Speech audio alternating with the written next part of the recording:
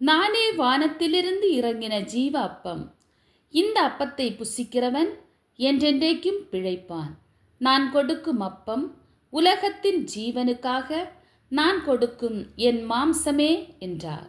அப்பொழுது யூதர்கள், இவன் தன்னுடைய மாம்சத்தை எப்படி நமக்கு புசிக்க கொடுப்பான் என்று தங்களுக்குள்ளே வாக்குவாதம் பண்ணினார்கள். அதற்கு இயேசு அவர்களை நோக்கி, நீங்கள் மனுஷகுமாரனுடைய மாம்சத்தை புசியாமலும் அவருடைய இரத்தத்தை பானம் பண்ணாமலும் இருந்தால் உங்களுக்குள்ளே ஜீவனில்லை என்று மெய்யாகவே மெய்யாகவே உங்களுக்கு சொல்லுகிறேன். என் மாம்சத்தை புசித்து என் இரத்தத்தை பானம் பண்ணுகிறவனுக்கு நித்திய ஜீவன் உண்டு. நான் அவனை கடைசி நாளில் எழுப்புவேன். என் மாம்சம் மெய்யான போஜனமாயிருக்கிறது, என் இரத்தம் மெய்யான பானமாயிருக்கிறது. என் மாம்சத்தை புசித்து என் இரத்தத்தை பானம் பண்ணுகிறவன் என்னிலே நிலைத்திருக்கிறான், நானும் அவனிலே நிலைத்திருக்கிறேன். பைபிள்.